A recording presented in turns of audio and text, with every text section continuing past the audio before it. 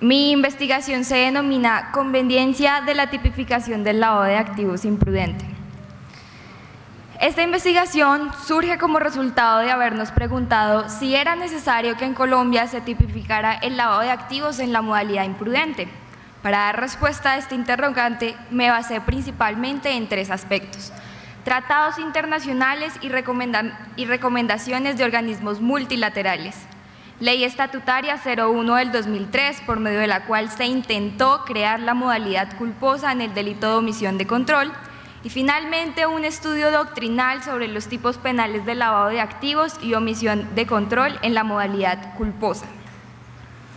En materia de tratados internacionales y recomendaciones de organismos multilaterales,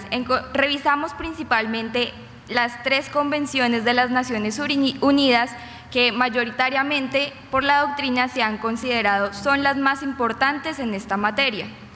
Así, la Convención de Viena de 1988 establece por primera vez para los estados el deber de regular el lavado de activos, pero lo circunscribe a una modalidad dolosa cuando incluye expresiones como que se cometan intencionalmente o a sabiendas de. Luego vino la Convención contra el Crimen Organizado Transnacional en el año 2000, en la que nada se menciona sobre la modalidad culposa de este comportamiento. En igual sentido ocurre con la Convención contra la Corrupción, celebrada en el año 2003. De esta manera concluimos que ninguna de las tres recomendaciones más importantes en la materia obliga o recomienda a los estados a tipificar el lavado de activos en la modalidad culposa. Sin embargo, cuando se observa el reglamento modelo sobre el lavado de activos relacionado con el tráfico ilícito de drogas y otros delitos graves de la SICAT, se encuentra que dentro de este cuerpo normativo se usan expresiones como debiendo saber, que como se explican en este mismo texto, se debe entender a título de culpa. De manera que este es el único y primer organismo internacional que solicita a los estados reglamentar el lavado de activos en la modalidad imprudente. Un comentario. Recordemos que la SICAT es un organismo que hace parte de la OEA, del que Colombia es Estado miembro desde 1948, motivo por el cual este reglamento es de obligatorio cumplimiento para nuestro Estado. Así que tenemos una deuda internacional en esta materia. Antes de analizar la propuesta de la creación del delito de omisión de control en la modalidad culposa, debemos remitirnos a la Ley 365 de 1997, por medio de la cual se reconoce el lavado de activos como un delito autónomo y se crea el delito de omisión de control como hoy lo conocemos, es decir, desde una concepción eminentemente dolosa. Sin embargo, con el Acto Legislativo 03 del 2002, el doctor Nilson Pinilla Pinilla, en su artículo Observaciones sobre la reforma de los delitos de lavado de activos y omisión de control,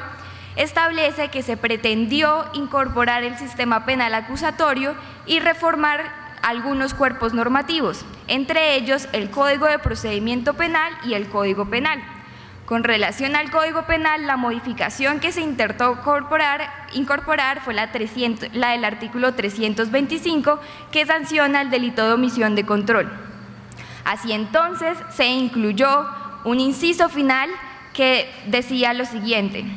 si por culpa se incurriera en las conductas previstas en el inciso anterior, se impondrá la pena prevista de una tercera parte a la mitad. Esta propuesta no es finalmente aceptada por el Congreso de la República, motivo por el cual el delito de omisión de control se mantiene en su concepto doloso, como hoy lo conocemos en la Ley 599 de 2000 o Código Penal. Finalmente, el estudio doctrinal de estos delitos en la modalidad culposa. La doctora María Cristina Chirola estima que debió haberse aceptado el delito de omisión de control en la modalidad culposa, ya que no debía generar ningún temor para los sectores regulados, es decir, aquellos obligados a realizar reportes de operaciones sospechosas, ya que estos vendían cumpliendo como la ley lo ordenaba. De manera que esta norma quedaba relegada, en las palabras de la autora, hacia esos pocos sectores corruptos de la sociedad. A contrario sensu, el doctor Hernando Hernández estima que esta norma habría sido excesiva y exagerada, pues desconoce los planteamientos de un sistema penal demoliberal y desconoce la postura de la doctrina mayoritaria que establece que en los tipos penales de omisión propia no es posible que se produzcan mediante la culpa. Ligia María Vargas Mendoza plantea dos hipótesis muy interesantes. Ella se pregunta cuáles serían los riesgos en que se podría incurrir si creamos un lavado de activos con un sujeto activo. Es decir, este sujeto activo estaría determinado hacia las personas que, como lo manifesté hace algún momento, pertenecen a esos sectores que están obligados a realizar reportes de operaciones sospechosas. La autora estima que si esto se llegare a tipificar, se desincentivaría el uso del sistema financiero, por ejemplo. Y en el caso del delito de lavado de activos con un sujeto indeterminado, sería una norma en exceso peligrosa para los ciudadanos, pues la Fiscalía ya no tendría que demostrar que usted conocía esa situación y que usted quería hacerlo, sino que simplemente bajo la premisa de que usted debía conocer que esos dineros eran productos de un ilícito, muchos inocentes terminarían condenados. El doctor Juan Pablo Rodríguez Cárdenas considera que en razón a todas las capacitaciones que reciben los sectores obligados a reportar, es imposible que sus funcionarios incurran en la conducta culposa a través de una negligencia, impericia o imprudencia. Sin embargo, nosotros somos de la postura que desde el tránsito de legislación del Decreto 100 a la Ley 599 de 2000, actual Código Penal, pasamos de una concepción causalista a adoptar la teoría de la imputación objetiva. Desde esta premisa, un trabajador, por ejemplo, de un banco, sí podría incurrir en un comportamiento culposo si omite realizar alguno de los controles previstos para detectar y prevenir el lavado de activos. Por ejemplo, por realizar alguno de estos comportamientos con relación a un cliente de reconocida honorabilidad. Esta persona estaría incurriendo en una culpa con representación porque prevé los resultados que puede generar esa omisión, pero se confía en que no se producirán. Finalmente, el doctor Nilson Pinilla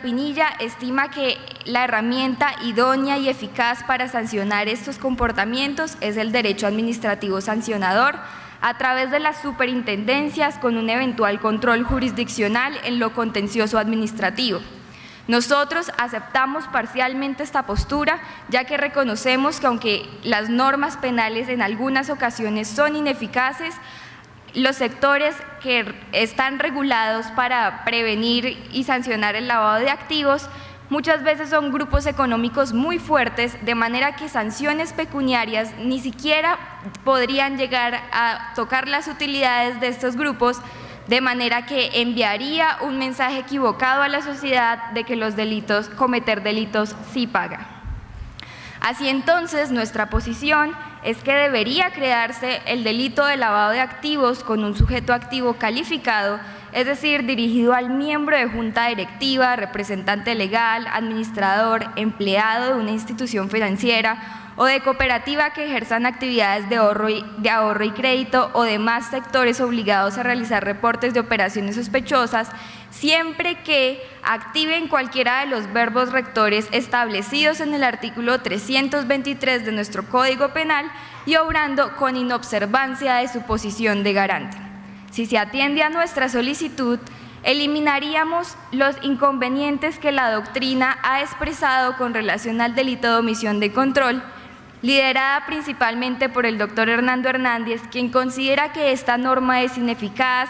privilegia injustificadamente a los banqueros y además sanciona a los empleados, por ejemplo, del sector financiero, por la simple puesta en peligro, sin que necesariamente se produzca el resultado. Muchas gracias.